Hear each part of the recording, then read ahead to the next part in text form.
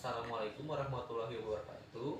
Saya Angga Yudhistira Ramadan dari S1 Keselamatan tingkat 2A. Di sini saya akan mempresentasikan hasil kerja saya yang berjudul hipertensi pada ibu hamil. Nah, apa itu hipertensi? Hipertensi atau kenaikan darah tinggi adalah peningkatan tekanan darah sistolik lebih dari 140 mmHg dan tekanan darah diastolik lebih dari 90 mmHg pada dua kali pengukuran dengan selang waktu 5 menit dalam keadaan cukup istirahat atau tenang. Hipertensi pada ibu hamil.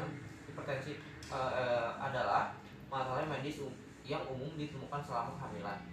Terjadi pada 6-8% kehamilan. Hipertensi pada kehamilan menyebabkan morbiditas dan mortalitas ibu serta janin. Hipertensi selama kehamilan dibagi menjadi 4 kategori. Yang pertama, hipertensi kronik adalah tekanan darah tinggi yang terjadi sebelum kehamilan atau yang terjadi sebelum 20 minggu kehamilan. Tetapi karena tekanan darah tinggi biasanya tidak memiliki gejala, mungkin sulit untuk menentukan kapan mulainya. Yang kedua ada preeklamsia atau eklamsia. Preeklamsia terjadi ketika hipertensi berkembang setelah 20 minggu kehamilan dan berhubungan dengan tanda-tanda kerusakan pada sistem organ lain, termasuk ginjal, hati, darah, atau otak. Preeklamsia yang tidak diobati dapat menyebabkan komplikasi yang serius, bahkan fatal bagi ibu dan bayi, termasuk perkembangan jenjang eklamsia. Lanjut, selanjutnya ada hipertensi kronik dengan preeklamsia. Kondisi ini terjadi pada wanita dengan hipertensi kronik sebelum kehamilan yang mengembangkan tekanan darah tinggi dan protein yang memburuk dalam urin atau komplikasi terkait tekanan darah lainnya selama kehamilan. Selanjutnya ada hipertensi gestasional. Wanita dengan hipertensi gestasional memiliki tekanan darah tinggi yang berkembang setelah 20 minggu kehamilan. Tidak ada protein berlebihan dan urin atau tanda-tanda kerusakan organ lainnya. Beberapa wanita dengan hipertensi gestasional akhirnya mengalami preeklamsia. Selanjutnya ada tanda dan gejala hipertensi pada ibu hamil. Yang pertama, ditemukannya kelebihan protein dalam urin atau tanda-tanda tambahan masalah ginjal, sakit kepala yang parah. Selanjutnya ada tanda dan gejala hipertensi pada ibu hamil. Yang pertama, ditemukannya kelebihan protein dalam urin atau tanda-tanda tambahan masalah ginjal. Yang kedua, sakit kepala yang parah. Yang ketiga, perubahan penglihatan menjadi kabur atau sensitivitas cahaya. Yang keempat, ada nyeri perut bagian atas, biasanya di bawah tulang rusuk Anda di sisi kanan. Selanjutnya, yang kelima ada mual dan muntah, mual atau muntah. Yang keenam ada urin dari buang air kecil menurun. Yang ketujuh ada penurunan kadar trombosit dalam darah. Yang kedelapan ada gangguan pada fungsi hati. Yang kesembilan ada sesak napas. Hal ini disebabkan oleh cairan di paru-paru. Yang 10 ada kenaikan tiba-tiba pada berat badan dan perkembangan atau pembengkakan atau edema, khususnya di wajah dan tangan. Sering nyeri preeklamsia, tapi hal ini juga terjadi di banyak kehamilan normal, sehingga kadang tidak dianggap sebagai tanda-tanda preeklamsia. Selanjutnya ada penyebab hipertensi pada ibu hamil. Yang pertama ada kelebihan berat badan atau obesitas. Yang kedua ada tidak mendapatkan aktivitas fisik yang cukup. Yang ketiga gara-gara merokok. Yang keempat minum alkohol. Yang kelima kehamilan pertama kali. Yang keenam ada riwayat keluarga hipertensi terkait kehamilan. Yang ketujuh ada membawa lebih dari satu anak.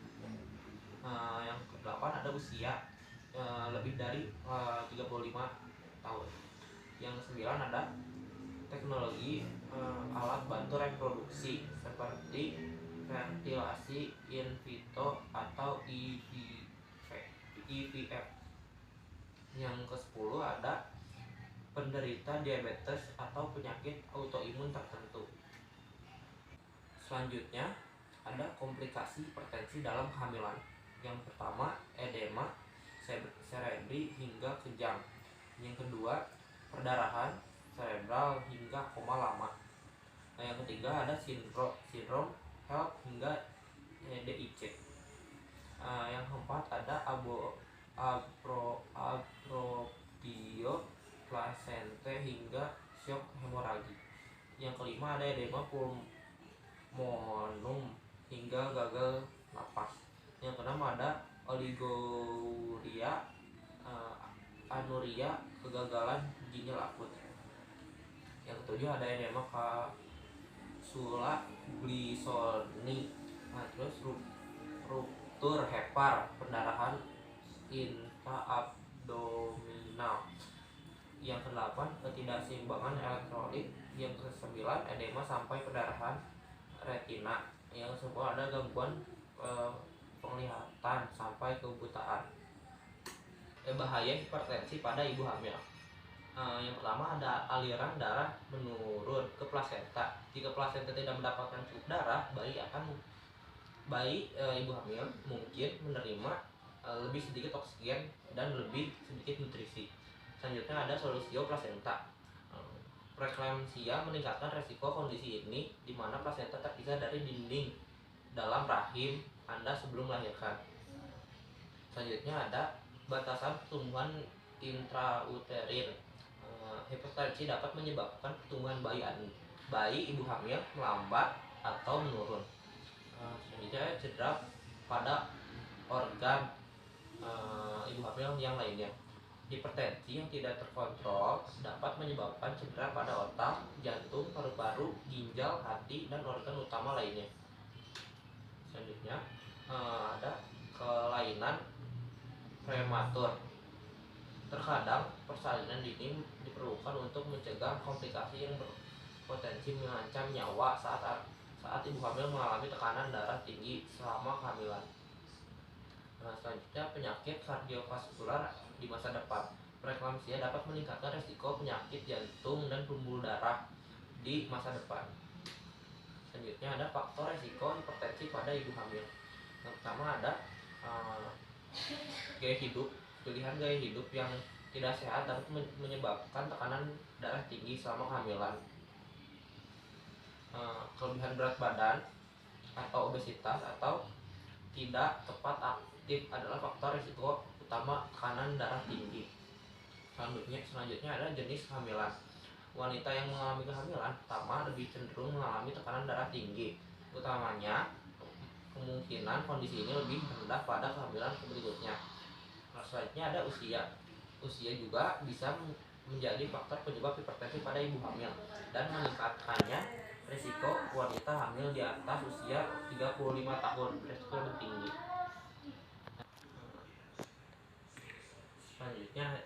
Selanjutnya ada pencegahan hipertensi pada ibu hamil.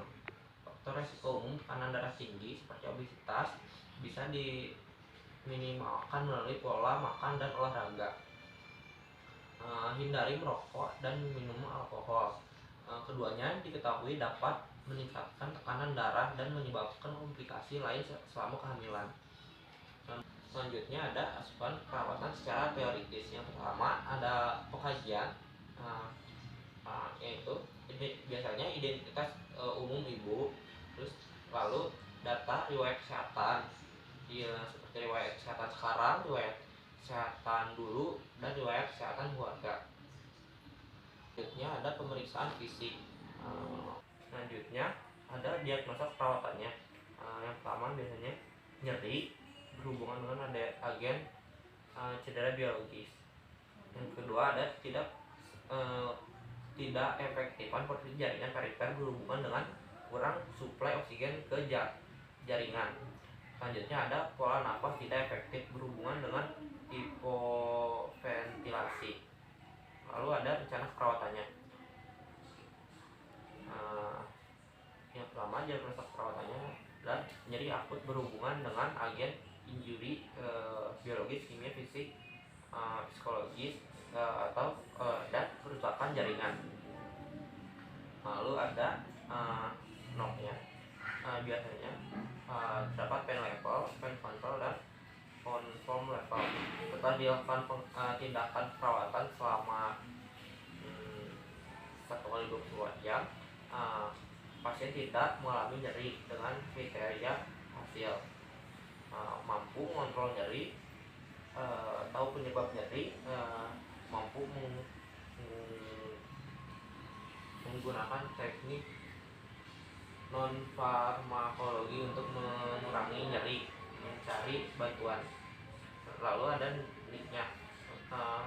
Yang pertama, lakukan kajian nyeri secara komprehensif, termasuk lokasi, karakteristik, durasi, frekuensi, kualitas, dan faktor presipitasi. Selanjutnya ada observasi reaksi nonverbal dari ketidaknyamanan. Selanjutnya ada bantu pasien dan keluarga untuk mencari dan menemukan dukungan. Yang kedua ada ketidakefektifan perfusi jaringan perifer. Noknya ada berhubungan dengan kurang suplai oksigen ke jaringan. Noknya ada setelah dilakukan tindakan perawatan diharapkan partisipan menunjukkan keefektifan perfusi jaringan perifer. Lalu nicknya ada yang pertama ada monitor kemampuan pasien dalam mengontrol kebutuhan oksigen saat makan. Yang kedua ada monitor perubahan warna kulit pasien. Yang kedua ada monitor posisi pasien untuk membantu masuknya oksigen. Yang keempat ada monitor penggunaan oksigen saat pasien beraktivitas. Lalu ke diagnosa ketiga, yaitu ketidakefektifan pola nafas berhubungan dengan sindrom hipoventilasi. Noknya ada setelah dilakukan tindakan perawatan diharapkan pasien menunjukkan keefektifan dan dalam bernafas. Selanjutnya ada nicknya. Yang pertama, monitor tekanan darah, nadi, suhu, dan status pernapasan. Yang kedua ada monitor denyut jantung. Yang ketiga ada monitor suara paru-paru. Yang keempat ada monitor warna kulit. Yang kelima ada monitor tingkat irama, keadaan, dan kerusakan bernafas. Sekian presentasi dari saya, kurang lebihnya mohon dimaafkan.